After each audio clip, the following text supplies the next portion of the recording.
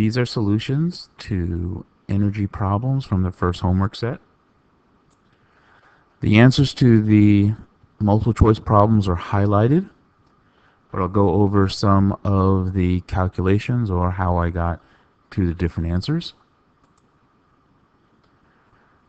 First problem, a car is traveling at 5 meters per second.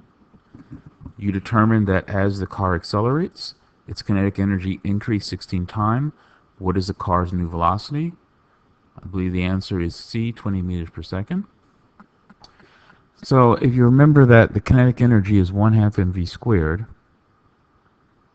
then the velocity is proportional to the square root of the kinetic energy.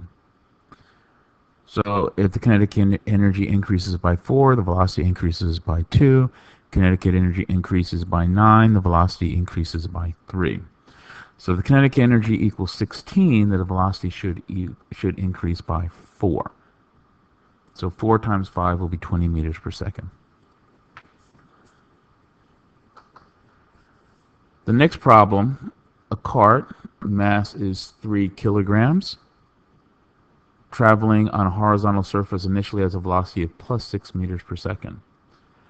A force acts on the cart for 2.5 seconds, and the cart's velocity is now 0.5 meters per second. How much work is done on the cart?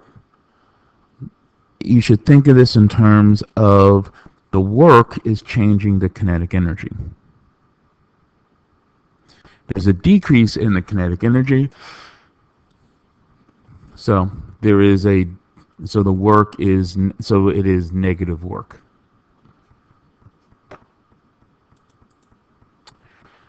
So note, the kinetic energy, the change in kinetic energy will be due to work done on the cart. The kinetic energy is 1/2 mv squared minus 1/2 mv squared.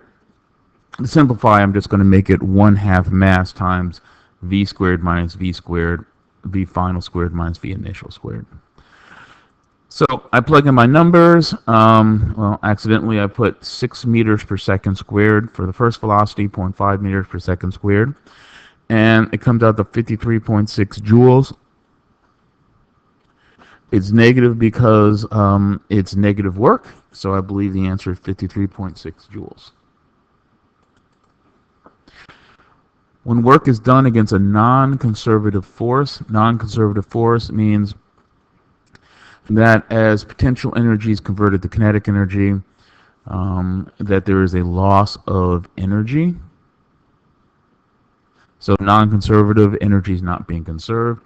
So in that particular case, the energy is going to be lost from the system. Which is the example of a non-conservative force? The classic one will be friction. Gravitational force will tend to be conservative, and so will elastic force.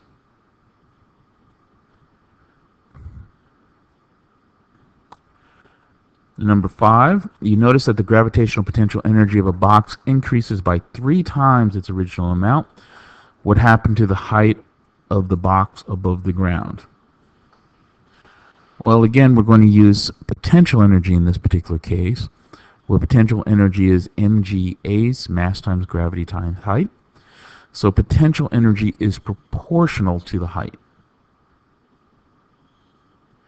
So if potential energy increases by 3 times, then the height should also increase by 3 times.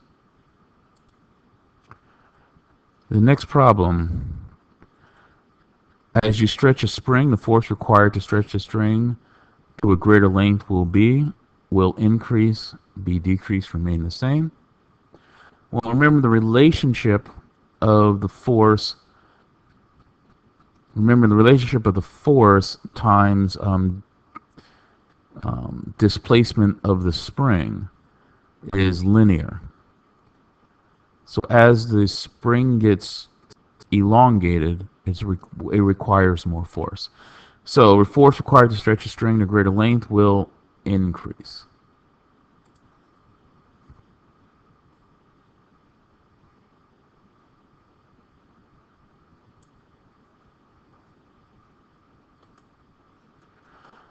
spring is stretched a certain distance. You then stretch it a distance that is triple that original distance.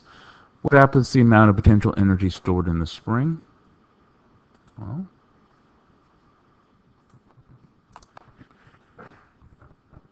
the 1.25 kilogram thrown straight upward with a velocity 8.5 meters per second is going to have a particular kinetic energy.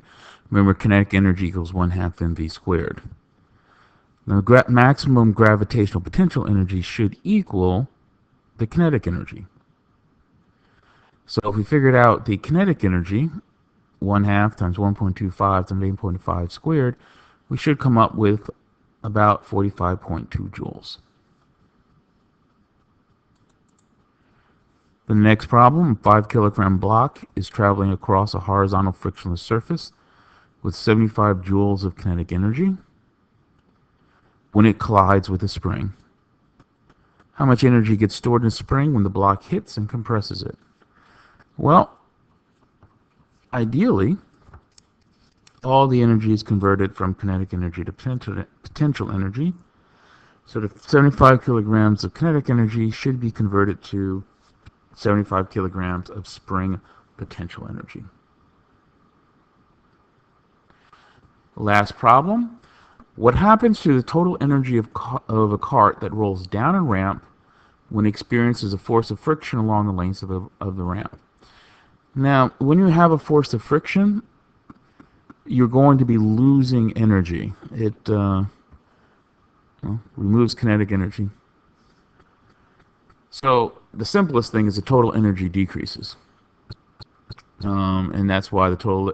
If there was no force of friction, the total energy would remain the same. Potential energy decreases, kinetic energy increases.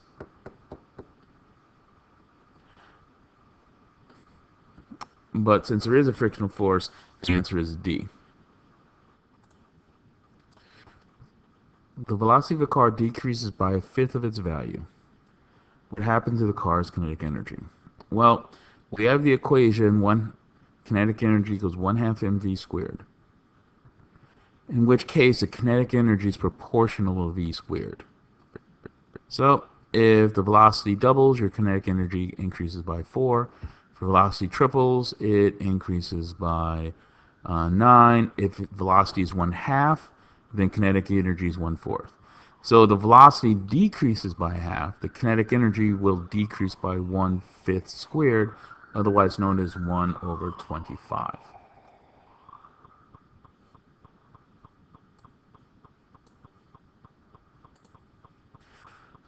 When can you have a negative potential energy?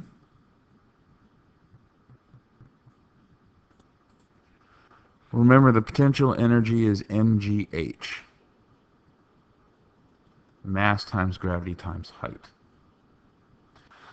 The other part of potential energy, we do have to set like where we measuring our h from. Is it from the tabletop? Is it on the ground? Anytime your height is lower than that, so let's assume that our zero potential energy is on the tabletop. In that case, anytime you're below the tabletop, you'll be negative potential energy. If you say that zero potential energy is the surface of the Earth, then anytime you are in a hole beneath the Earth, that will also be potential energy.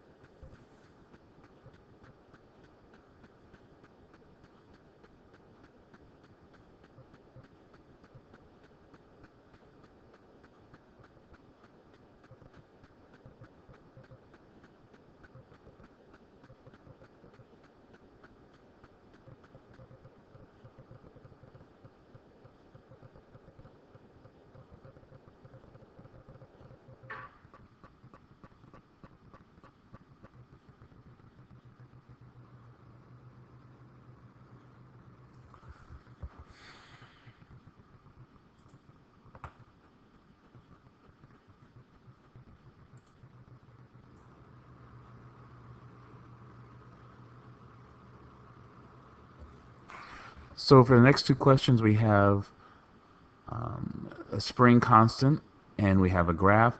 Notice the graph, you always take a look at the x and y coordinates. The x coordinates are elongation, distance in meters, force in newtons. So in other words, the force is proportional to the elongation in newtons. This is consistent with F equals kx, where k is the slope of this graph.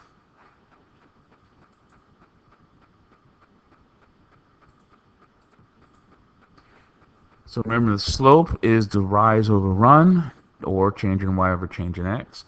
So I took a look at the graph, and I noticed that at 40 newtons, it's elongated 0.03 meters. So I divided by 40 by 0.03, and I calculated 1,300 newtons per meters. The next question is how much work is done stretching a spring to a distance of 0.035 meters. For that, we're going to use our equation, work equals 1/2 kx squared. Work equals 1/2 kx squared is 1/2 1,300 Newton meters times 0.035 meters squared. When we do this calculation, it should be 8 joules.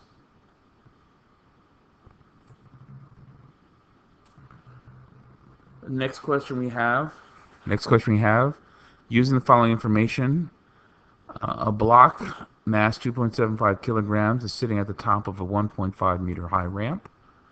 The ramp is 6 meters long and is frictionless. How much potential energy does the block have at the top of the ramp?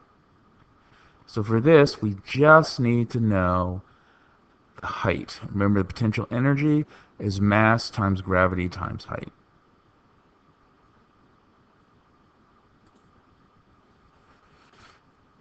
So again, the mass is 2.75 kilograms. The height, the acceleration due to gravity, one we just call it 10 meters per second squared, and 1.5 meters high. You multiply it out, approximately equal 41 joules.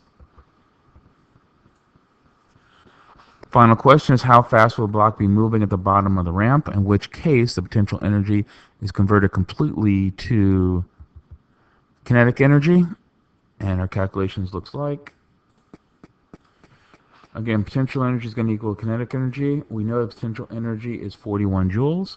We know that 1/2 mv squared, 1/2 times mass 2.75 kilograms. We can solve for v, which would give us 5.5 meters per second.